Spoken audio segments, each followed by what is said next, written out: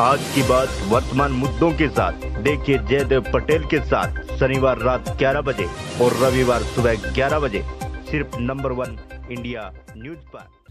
नमस्कार व्यूअर्स, मैं जयदेव पटेल और आप देख रहे हैं नंबर 1 इंडिया न्यूज। आज के बाद वर्तमान मुद्दों के साथ इस खास कार्यक्रम में आज हम बात करेंगे गुजरात पब्लिक सर्विस कमीशन यानी गुजरात लोक सेवा आयोग। आखिर ये कैसे काम करता है और इसके चेयरमैन के सामने किस तरीके की नई चुनौतियां रहती है आगे की कार्यप्रणाली को संभालने के लिए और साथ ही नवाचार करने को लेकर के। इन्हीं तामुद्दर बात करने के लिए हमारे साथ खास सामान है गुजरात पब्लिक सर्विस कमीशन के नए चेयरपर्सन हसमुख पटेल। हसमुख पटेल जी, आपका बहुत बहुत स्वागत है आज हमारे प्रोग्राम में। थैंक यू जी हसमुख पटेल जी, आपसे मेरा पहला सवाल है कि आपके पास जो नई जिम्मेदारी दी गई है GPSC Gujarat public service commission की, इसको लेकर क्या कुछ प्राथमिकता रहेगी आपकी? हमारी प्राथमिकता है कि जैसे जो कोई भी लोक सेवा आयोग है वो क्लास 1-2 की रिक्रूटमेंट ज्यादातर करते हैं और खास गुजरात में तो क्लास 1-2 की रिक्रूटमेंट हम लोग करते हैं। तो हमारी प्राथमिकता और क्लास 1-2 है वो एक राज्य सरकार की प्रशासन की रीढ़ की हड्डी समान होता है, इसलिए हम अच्छे कैपेबल, ऑनेस्ट, इंटीग्रिटी वाले और सेंसिटिव लोगों की जरूरियातों को, आवश्यकताओं को समझे और उसके लिए काम करने की तमन्ना रखते हो, अपना जी जान देने के लिए तैयार हो लोक कल्याण के लिए, ऐसे लोग पसंद करने के लिए हम कोशिश करेंगे। जी हसमुख पटेल जी, आपके पास एक लंबा अनुभव रहा है, कहीं न कहीं पुलिस भर्ती बोर्ड परीक्षा जो है उसको आपने कई बार करवाया है, उसमें आपने काम भी किया है। ऐसे में वहां का जो एक्सपीरियंस है वो कितना जीपीएससी के लिए काम आएगा?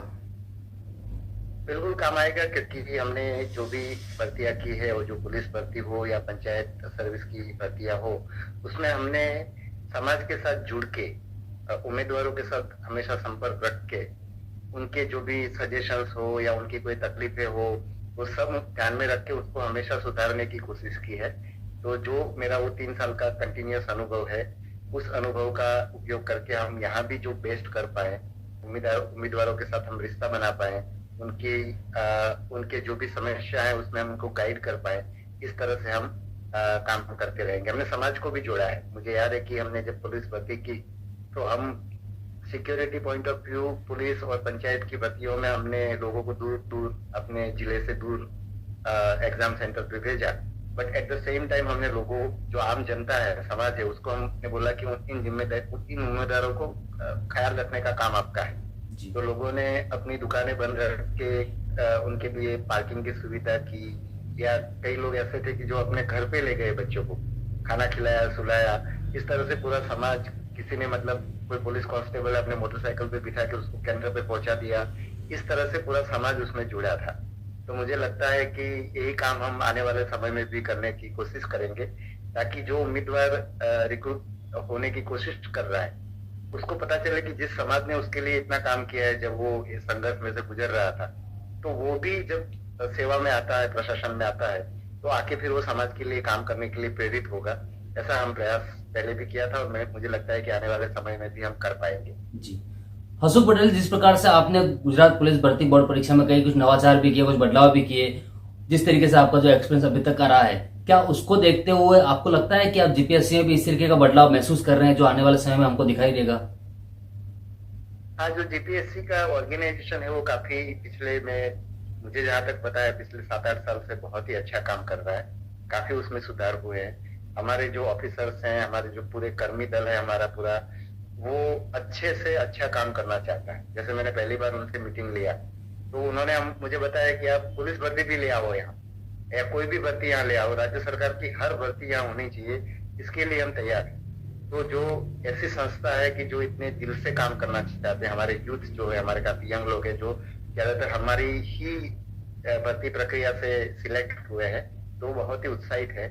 इसलिए मुझे ऐसी संस्था मिली है कि जिसमें मुझे काम करने का आसान रहेगा, ऐसा मैं मानता हूँ। जी हसमुख पटेल जी, एक जीपीएससी के चेयरमैन होने के नाते कहीं न कहीं लोगों से आपसी समन्वय अच्छा रखना, सहयोग करना और जो कोऑर्डिनेशन है वो प्रॉपर तरीके से हो, जिसको लेकर के एक महत्वपूर्ण कदम भी माना जाता है। हालांकि आप इन चीजों को लेकर पहले सोशल मीडिया में काफी एक्टिव भी हैं, तो ऐसे में लोगों से जो अवेयरनेस का जो सिस्टम है उसको किस तरीके से फुलफिल किया जाएगा आपकी तरफ से?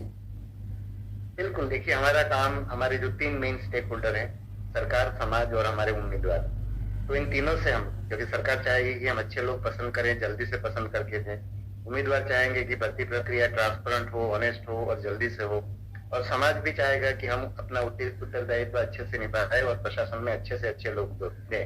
तो उसके लिए हम तीनों के साथ जुड़ के हम काम करते रहेंगे जी। और उसके लिए जो भी करना पड़े, मुझे लगता है कि ज्यादातर क्या करना है उसका जवाब मेरे पास नहीं होता है। हम अपने स्टेक होल्डर से जो इंटरेक्शन करते हैं, जो संवाद साधते हैं, उसके अंदर हमें उसके जवाब मिलते हैं और वो कंटिन्यूअस प्रक्रिया है। जी। हसमुख पटेल जी, आपसे मेरा एक आखिरी सवाल है कि अक्सर हम देखते हैं कि सरकारी विभाग के जो पद होते हैं वो कहीं न कहीं रिक्त होते हैं, उसको कहीं से इश्यूज में काउंट किया जाता है। कई बार होता है कि भर्ती की जो प्रक्रिया है वो स्लो होती है, कई बार ये होता है कि भर्ती जो होती है वो कम होती है।